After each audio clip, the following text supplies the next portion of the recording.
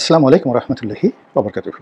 সম্মানিত দর্শক, July August বিপ্লবের পর জনাব ওয়াকারুজ্জামান আমাদের সম্মানিত সেনাপ্রধান, ওনাকে নিয়ে আমি বেশ কয়েকটি ভিডিও করেছি। প্রায় সব ভিডিওগুলোই ওনার যে ইতিবাচক যে দিকগুলো রয়েছে এবং ওনার প্রতি একটা আশাবাদ ব্যক্ত করে, যাতে করে তিনি তার কর্মে প্রেরণা পান, উৎসাহ পান, উদ্দীপনা পান, সেভাবেই আসলে আমি আমার বক্তব্য উপস্থাপন করার চেষ্টা করেছি।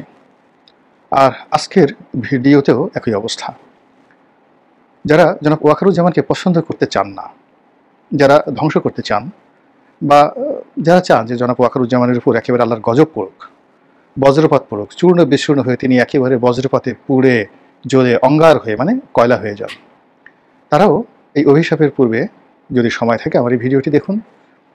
আর যারা দেশমাতৃকার প্রতি কৃতজ্ঞ থাকতে চান, পজিটিভ চিন্তা করতে চান এবং প্রকৃত এবং বাস্তব অবস্থা অনুধাবন করতে চান, তারাও আমি অনুরোধ করব এই ভিডিওটা দেখার জন্য।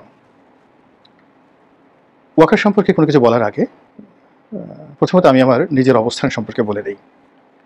আওয়ামী লীগ জমানাতে, ধরুন সেই 2014 থেকে নয়, 2012 থেকে আমার জীবনটা রীতিমতো দুর্বিষহ হয়ে পড়েছিল।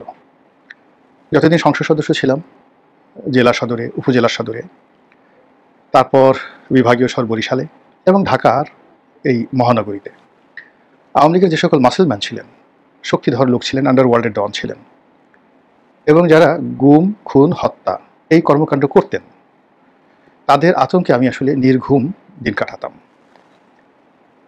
যখন আমি জেলে গেলাম সালমান এফ রহমানের সঙ্গে দৃশ্যত একটি বিরোধের সূত্র ধরে, কিন্তু বাস্তবতা হলো যে এখানে সালমান এফ রহমান সাহেবের বিষয় ছিল না, পুরো রাষ্ট্রশক্তি প্রধানমন্ত্রীর অনুমোদন নিয়ে তখন জেলখানাতে আমাকে ঢোকানোর মধ্যে তাদের একটা বীরত্ব ছিল।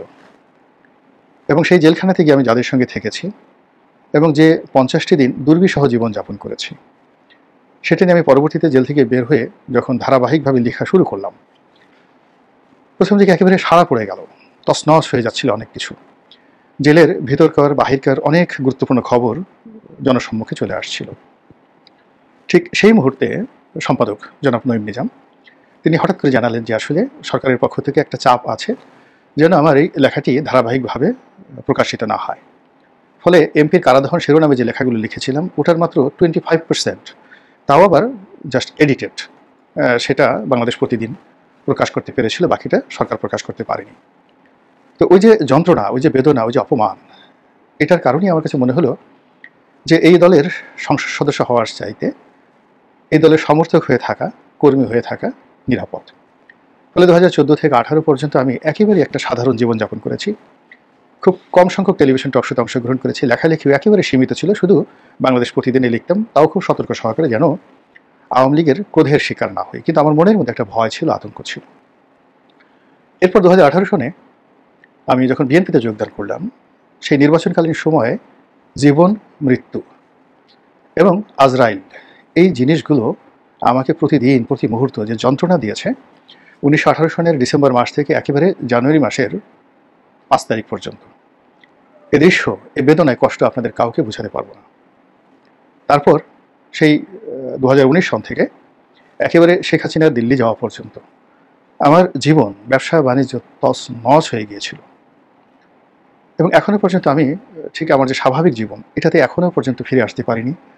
ব্যবসা বাণিজ্য এমনভাবে বন্ধ হয়ে গেছে যে নতুন করে একটা ব্যবসা শুরু করব, ওই কর্মশক্তি নেই।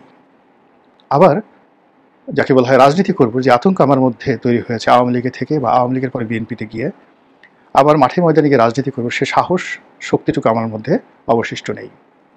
তো যখন জীবনের একেবারে সমস্ত আশা ভরসা ছেড়ে দিয়েছিলাম 2024 সনের আগস্ট মাসের 1-2 তারিখে, এবং যখন মনে হতো যে এই মুহূর্তে আমার মৃত্যু হওয়াটাই শ্রেয়, অনেকগুলো মামলা, অনেকগুলো মোকদ্দমা, তারপরে অনেকগুলো অনিশ্চয়তা, রাতে বাসায় ফেরা, সব মিলিয়ে আসলে জীবনে বেঁচে থাকতে গিয়ে সবসময় মৃত্যু চিন্তা, মৃত্যুর আতঙ্ক, মৃত্যু চিন্তা ভালো, কিন্তু মৃত্যুর যে আতঙ্ক, এটা একটা মানুষকে যে কতটা নিচে নামিয়ে নিয়ে আসে তা আমার দেখার সুযোগ হয়েছিল।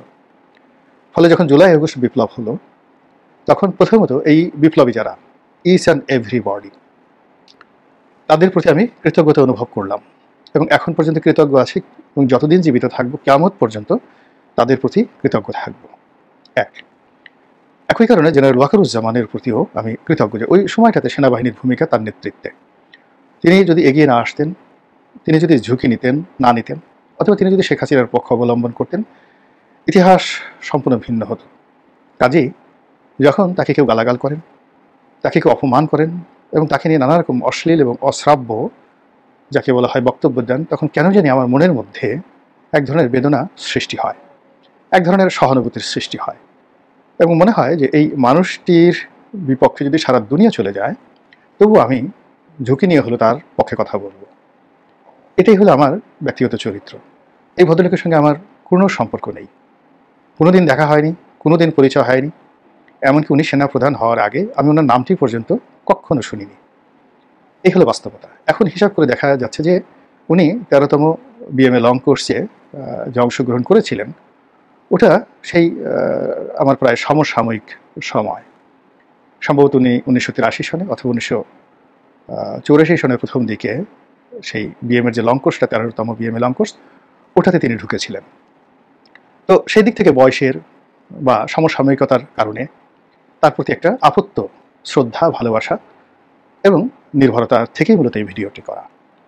এখানে শিরোনামে যে শব্দটি ব্যবহার করেছি ইয়া ওয়াকার, ইয়া ওয়াকার শব্দ অর্থ যে প্রিয় ওয়াকার বা হে ওয়াকার, আপনি শুনুন, please be kind to look at me, please be kind to listen me, এটা হলো অর্থ ইয়া ওয়াকার আরবিতে। আবার দ্বিতীয় অংশে আমি ওয়াকার ব্যবহার করেছি। আরবিতে একটা কনজাংশন, ইংরেজিতে কনজাংশন মানে এবং, মানে জনাব ওয়াকার দুইবার করে আমি এখন উচ্চারণ করেছি পরপর, হে ওয়াকার, হে ওয়াকার, বা ওয়াকার এবং ওয়াকার, আপনি শুনুন, আমার কথা শুনুন, প্লিজ বেকার হবেন না।